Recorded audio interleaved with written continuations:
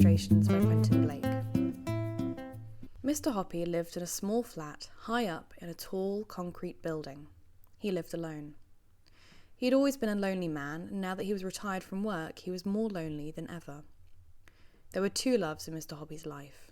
One was the flowers he grew on his balcony. They grew in pots and tubs and baskets, and in summer the little balcony became a riot of colour. Mr. Hoppy's second love was a secret he kept entirely to himself. The balcony immediately below Mr. Hoppy's jutted out a good bit further from the building than his own, so Mr. Hoppy always had a fine view of what was going on down there. This balcony belonged to an attractive middle-aged lady called Mrs. Silver. Mrs. Silver was a widow who also lived alone, and although she didn't know it, it was she who was the object of Mr. Hoppy's secret love. He had loved her from this balcony for many years, but he was a very shy man, and he had never been able to bring himself to give her even the smallest hint of his love. Every morning Mr. Hoppy and Mrs. Silver exchanged polite conversation, the one looking down from above, the other looking up, but that was as far as it ever went. The distance between their balconies might not have been more than a few yards, but to Mr. Hoppy it seemed like 1,000,000 miles. He longed to invite Mrs. Silver up for a cup of tea and a biscuit, but every time he was about to form the words on his lips, his courage failed him. And as I said, he was a very, very shy man. Oh, if only, he kept telling himself, if only he could do something tremendous, like saving her life or rescuing her from a gang of armed thugs. If only he could perform some great feat that would make him a hero in her eyes. If only. The trouble with Mrs. Silver was that she gave all her love to somebody else. And that somebody was a small tortoise called Alfie. Every day when Mr. Hoppy looked over his balcony and saw Mrs. Silver whispering endearments to Alfie and stroking his shell, he felt absurdly jealous. He wouldn't even have minded becoming a tortoise himself if it meant Mrs. Silver stroking his shell each morning and whispering endearments to him. Alfie had been with Mrs. Silver for years, and he lived on her balcony summer and winter. Planks had been placed around the sides of the balcony so that Alfie could walk without toppling over the edge, and in one corner there was a little house into which Alfie would crawl every night to keep warm. When the colder weather came along in November, Mrs. Silver would fill Alfie's house with dry hay, and the tortoise would crawl in there and bury himself deep under the hay and go to sleep for months on end without food or water. This is called hibernating. In early spring, when Alfie felt the warmer weather through his shell, he would crawl up and crawl very slowly out of his house and onto the balcony. And Mrs. Silver would clap her hands with joy and cry out, "Welcome back, my darling one! How I have missed you!" It was at times like these that Mr. Hoppy wished more than ever that he could change places with Alfie and become a tortoise. Now we come to a certain bright morning in May, when something happened that changed and indeed electrified Mr. Hoppy's life. He was leaning over his balcony rail, watching Mrs. Silver serving Alfie his breakfast. "Here's the heart of the lettuce for you, my lovely," she was saying, "and here's a slice of fresh tomato and a piece of crisp celery." "Good morning, Mrs. Silver," Mr. Hoppy said. "Alfie's looking well this morning." "Isn't he gorgeous?" Mrs. Silver said, looking up and beaming at him. "Absolutely gorgeous," Mr. Hoppy said, not meaning it. And now, as he looked down at Mrs. Silver's smiling face gazing up into his own, he thought for the 1,000th time how pretty she was, how sweet and gentle and full of kindness, and his heart ached with love. "I do wish he would grow a little faster," Mrs. Silver was saying. "Every spring, when he wakes up from his winter sleep, I weigh him on the kitchen scales. And do you know that in all 11 years I've had him, he's not gained more than 3 ounces. That's almost nothing." "What does he weigh now?" Mr. Hoppy asked her. "Just 13 ounces, Mrs. Silver answered. "About as much as a grapefruit." "Yes, well, tortoises are very slow growers," Mr. Hoppy said solemnly.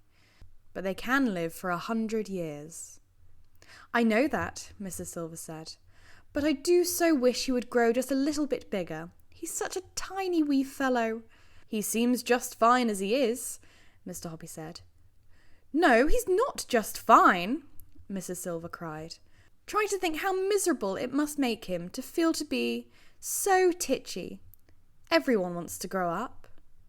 You really would love him to grow bigger, wouldn't you? Mr. Hoppy said. And even as he said it, his mind suddenly went click, and an amazing idea came rushing into his head. Of course I would, Mrs. Silver cried. I'd give anything to make it happen. Why, I've seen pictures of giant tortoises that are so huge people can ride on their backs. If Alfie were to see those, he'd go green with envy. Mr. Hoppy's mind was spinning like a flywheel. Here, surely, was his big chance. Grab it, he told himself. Quick, grab it. Mrs. Silver, he said, I do actually happen to know how to make tortoises grow faster, if that's really what you want. You do? She cried. Oh, please tell me. Am I feeding him the wrong things? I worked in North Africa once, Mr. Hoppy said. That's where all these tortoises in England came from, and a Bedouin tribesman told me the secret. Tell me, cried Mrs. Silver. I beg you to tell me, Mr. Hoppy. I'll be your slave for life. When he heard the words, your slave for life, a little shiver of excitement swept through Mr. Hoppy. Wait here, he said. I'll have to go in and write something down for you. In a couple of minutes, Mr. Hoppy was back on the balcony with a sheet of paper in his hand. I'm going to lower it to you on a bit of string, he said, or it might blow away. Here it comes. Mrs. Silver caught the paper and held it up in front of her. This is what she read.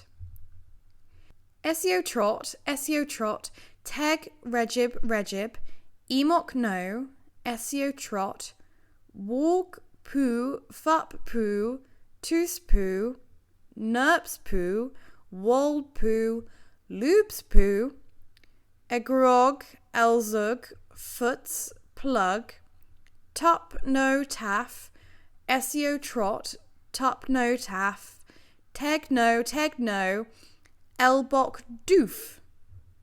What does it mean? She asked. Is it another language? It's tortoise language, Mr. Hoppy said. Tortoises are very backward creatures, therefore they only understand words that are written backwards. That's obvious, isn't it? I suppose so, Mrs. Silver said, bewildered. Esio Trot is simply tortoise, spelt backwards, Mr. Hoppy said. Look at it. So it is, Mrs. Silver said. The other words are spelt backwards too, Mr. Hoppy said. If you turn them around into human language, they simply say, tortoise, tortoise, get bigger, bigger, come on, tortoise, grow up, puff up, shoot up, spring up, blow up, swell up, gorge, guzzle, stuff, gulp, put on fat, tortoise, put on fat, get on, gobble food. Mrs. Silver examined the magic words on the paper more closely. I guess you're right, she said. How clever. But there's an awful lot of poos in it. Are they something special? Poo is a very strong word in any language, Mr. Hoppy said, especially with tortoises. Now what you have to do, Mrs. Silver, is hold Alfie up to your face and whisper these words to him 3 times a day, morning, noon, and night. Let me hear you practice them. Very slowly, and stumbling a little over the strange words, Mrs. Silver read the whole message out loud in tortoise language. Not bad, Mr. Hoppy said, but try to get a little more expression into it when you say it to Alfie. If you do it properly, I'll bet you anything that in a few months' time he'll be twice as big as he is now. I'll try it, Mrs. Silver said. I'll try anything, of course I will, but I can't believe it'll work. You wait and see, Mr. Hoppy said, smiling at her. Back in his flat, Mr. Hoppy was simply quivering all over with excitement. Your slave for life, he kept repeating to himself. What bliss! But there was a lot of work to be done before that happened. The only furniture in Mr. Hoppy's small living room was a table and 2 chairs. These he moved into his bedroom. Then he went out and bought a sheet of thick canvas and spread it over the entire living room floor to protect his carpet. Next, he got out the telephone book and wrote down the address of every pet shop in the city. There were 14 of them altogether. It took him 2 days to visit each pet shop and choose his tortoises. He wanted a great many, at least 100, perhaps more, and he had to choose them very carefully. To you and me, there is not much difference between one tortoise and another. They differ only in their size and in the colour of their shells. Alfie had a darkish shell, so Mr. Hoppy chose only the darker shelled tortoises for his great collection. Size, of course, was everything. Mr. Hoppy chose all sorts of sizes, some weighing only slightly more than Alfie's 13 ounces, others a great deal more, but he didn't want any that weighed less. "Feed them cabbage leaves," the pet shop owners told him. "That's all they'll need, and a bowl of water."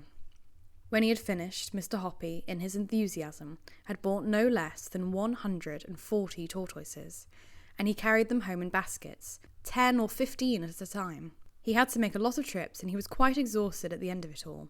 But it was worth it. Boy, was it worth it. And what an amazing sight his living room was when they were all in there together. The floor was swarming with tortoises of different sizes, some walking slowly about and exploring, some munching cabbage leaves, others drinking water from a big shallow dish. They made just the faintest ruffling sound as they moved over the canvas sheet, but that was all.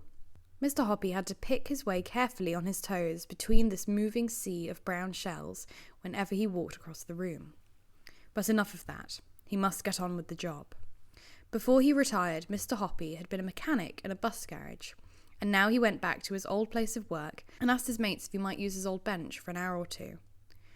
What he had to do now was to make something that would reach down from his balcony to Mrs. Silver's balcony and pick up a tortoise. This was not difficult for a mechanic like Mr. Hoppy. First, he made 2 metal claws, or fingers, and these he attached to the end of a long metal tube. He ran 2 stiff wires down the inside of the tube and connected them to the metal claws in such a way that when you pulled the wires, the claws closed, and when you pushed them back, the claws opened. The wires were joined to a handle at the other end of the tube. It was all very simple. Mr. Hoppy was ready to begin. Mrs. Silver had a part-time job. She worked from noon until 5 o'clock every weekday afternoon in a shop that sold newspapers and sweets. This made things a lot easier for Mr. Hoppy. So on the first exciting afternoon, after he had made sure that Mrs. Silver had gone to work, Mr. Hoppy went out onto his balcony armed with his long metal pole. He called this his tortoise catcher. He leant over the balcony railings and lowered the pole down onto Mrs. Silver's balcony below. Alfie was basking in the pale sunlight over to one side. "Hello, Alfie," Mr. Hoppy said. "You are about to go for a little ride." He wiggled the tortoise catcher till it was right above Alfie. He pushed the hand lever so that the claws opened wide. Then he lowered the 2 claws neatly over Alfie's shell and pulled the lever. The claws closed tightly over the shell like 2 fingers of a hand. He pulled Alfie up onto his own balcony. It was easy. Mr. Hoppy weighed Alfie on his own kitchen scales just to make sure that Mrs. Silver's figure of 13 ounces was correct. It was. Now, holding Alfie in one hand, he picked his way carefully through his huge collection of tortoises to find one that first of all had the same colour shell as Alfie's, and secondly, weighed exactly 2 ounces more. 2 ounces is not much. It is less than a smallish hen's egg weighs. But you see, the important thing in Mr. Hoppy's plan was to make sure that the new tortoise was bigger than Alfie, but only a tiny bit bigger. The difference had to be so small that Mrs. Silver wouldn't notice it. From his vast collection, it was not difficult for Mr. Hoppy to find just the tortoise he wanted. He wanted one that weighed 15 ounces exactly on his kitchen scales, no more and no less. When he had got it, he put it on the kitchen table beside Alfie, and even he could hardly tell that one was bigger than the other. But it was bigger. It was bigger by 2 ounces. This was tortoise number 2. Mr. Hoppy took tortoise number 2 out on the balcony and gripped it in the claws of his tortoise catcher. Then he lowered it onto Mrs. Silver's balcony, right beside a nice fresh lettuce. Tortoise number 2 had never eaten tender, juicy lettuce leaves before. It had only had thick old cabbage leaves. It loved the lettuce and started chomping away at it with great gusto. There followed a rather nervous 2 hours wait for Mrs. Silver to return from work. Would she see any difference between the new tortoise and Alfie? It was going to be a tense moment. Out on her balcony swept Mrs. Silver. "Alfie, my darling," she cried out. "Mummy's back. Have you missed me?" Mr. Hoppy, peering over his railing, but well hidden between two huge potted plants, held his breath. The new tortoise was still chomping away at the lettuce. My, Alfie, you do seem hungry today," Mrs. Silver was saying. "It must be Mr. Hoppy's magic words I've been whispering to you." Mr. Hoppy watched as Mrs. Silver picked the tortoise up and stroked his shell. Then she fished Mr. Hoppy's piece of paper out of her pocket, and holding the tortoise very close to her face, she whispered, reading from the paper. "Esio Trot, Teg Regib, Emok no, Esio Trot, Warg poo, Fup poo, Toos poo, Nerps poo, Wold poo, Lose poo, Igrog, Elzug, Futs, Plug, Tup no Taff, Esio Trot, Tup no Taff, Teg no, Elbog doof." Mr. Hoppy popped his head out of the foliage and called out, "Good evening, Mrs. Silver. How is Alfie tonight?" "Oh, he's lovely," Mrs. Silver said, looking up and beaming. "And he's developing such an appetite. I've never seen him eat like this before. It must be the magic words." "You never know," Mr. Hoppy said darkly. "You never know." Mr. Hoppy waited 7 whole days before he made his next move. On the afternoon of the 7th day, when Mrs. Silver was at work, he lifted tortoise number 2 from the balcony below and brought it into his living room. Number 2 had weighed exactly 15 ounces. He must now find one that weighed exactly 17 ounces, 2 ounces more. From his enormous collection, he easily found a 17-ounce tortoise, and once again he made sure the shells matched in colour. Then he lowered tortoise number 3 onto Mrs. Silver's balcony. As you will have guessed by now, Mr. Hoppy's secret was a very simple one. If a creature grows slowly enough, I mean very, very slowly indeed, then you'll never notice that it has grown at all, especially if you see it every day. It's the same with children. They are actually growing taller every week, but their mothers never notice it until they grow out of their clothes. Slowly does it, Mr. Hoppy told himself. Don't hurry it. So this is how things went over the next 8 weeks. In the beginning, Alfie weighed 13 ounces. By the end of the first week, tortoise number 2 weighed 15 ounces. At the end of the second week, tortoise number 3 weighed 17 ounces. At the end of the third week, tortoise number 4, 19 ounces. The fourth week, tortoise number 5, 21 ounces. The fifth week, tortoise number 6, 23 ounces. In the sixth week, tortoise number 7 weighed 25 ounces. And at the end of the 7th week, tortoise number 8 weighed 27 ounces. Alfie's weight was 13 ounces. Tortoise number 8 was 27 ounces. Very slowly, over 7 weeks, Mrs. Silver's pet had more than doubled in size, and the good lady hadn't noticed a thing. Even to Mr. Hoppy, peering down over his railing, tortoise number 8 looked pretty big. It was amazing that Mrs. Silver had hardly noticed anything at all during the great operation. Only once had she looked up and said, "You know, Mr. Hoppy, I do believe he's getting a bit bigger. What do you think?" "I can't see a lot of difference myself," Mr. Hoppy had answered casually. But now perhaps it was time to call a halt. And that evening, Mr. Hoppy was just about to go out and suggest to Mrs. Silver that she ought to weigh Alfie, when a startled cry from the balcony below brought him outside fast. "Look!" Mrs. Silver was shouting. "Alfie's too big to get through the door of his little house. He must have grown enormously." "Weigh him," Mr. Hoppy ordered him. "Take him in and weigh him quick." Mrs. Silver did just that, and in half a minute she was back holding the tortoise in both hands and waving it above her head and shouting, "Guess what, Mr. Hoppy, guess what? He weighs 27 ounces. He's twice as big as he was before. Oh, you darling," she cried, stroking the tortoise. "Oh, you great big wonderful boy. Just look what clever Mr. Hoppy has done for you." Mr. Hoppy suddenly felt very brave. "Mrs. Silver," he said, "do you think I could pop down to your balcony and hold Alfie myself?" "Why, of course you can," Mrs. Silver cried. "Come down at once." Mr. Hoppy rushed down the stairs and Mrs. Silver opened the door to him. Together they went out onto the balcony.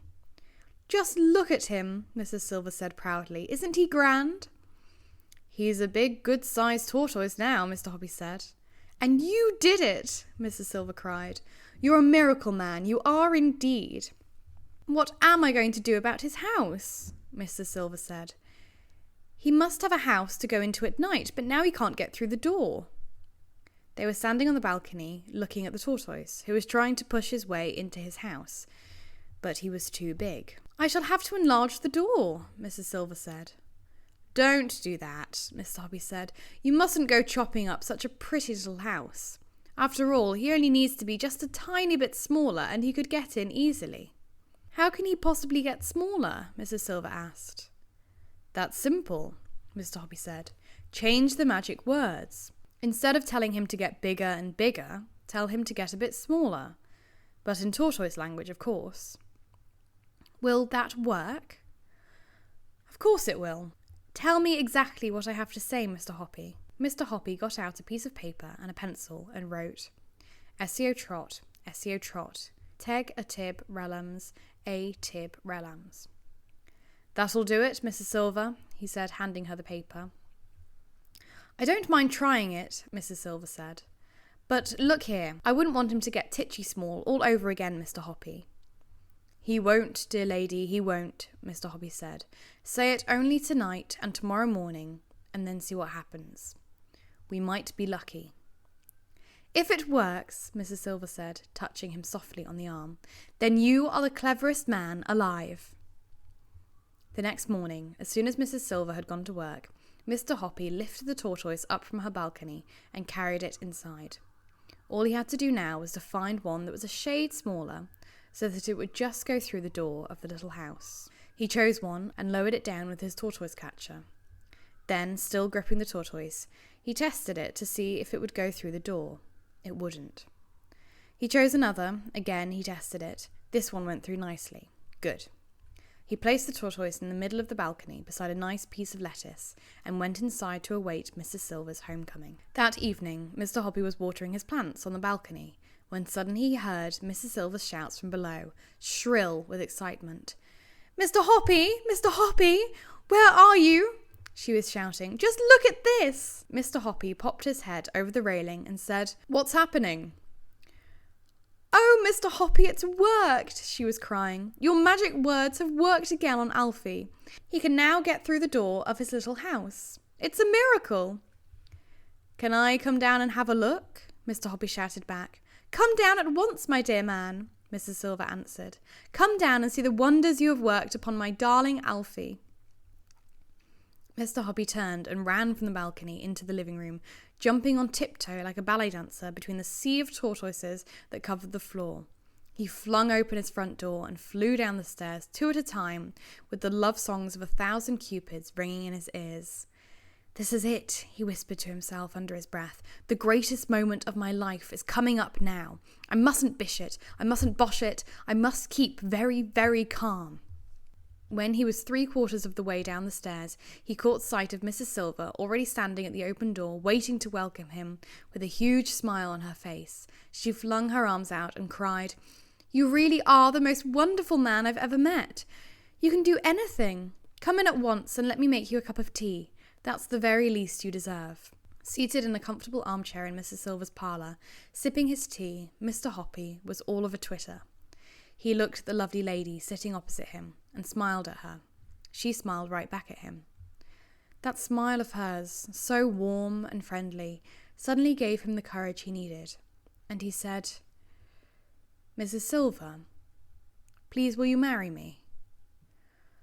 "Why, Mr. Hoppy," she cried, "I didn't think you'd ever get around to asking me. Of course I'll marry you." Mr. Hoppy got rid of his teacup, and the two of them stood up and embraced warmly in the middle of the room. "It's all due to Alfie," Mrs. Silver said, slightly breathless. "Good old Alfie," Mr. Hoppy said. "We'll keep him forever." The next afternoon, Mr. Hoppy took all his other tortoises back to the pet shops and said they could have them for nothing.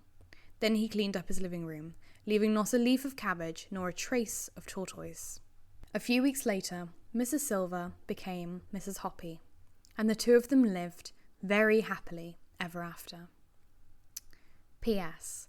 I expect you're wondering what happened to little Alfie, the first of them all. Well, he was bought a week later from one of the pet shops by a small girl called Roberta Squibb, and he settled down in Roberta's garden. Every day she fed him lettuce and tomato slices and crisp celery, and in the winters he hibernated in a box of dried leaves in the tool shed. That was a long time ago. Roberta has grown up now and is married and has 2 children of her own. She lives in another house, but Alfie is still with her, still the much-loved family pet, and Roberta reckons that by now he must be about 30 years old. It has taken him all that time to grow twice the size he was when Mrs. Silver had him, but he made it in the end.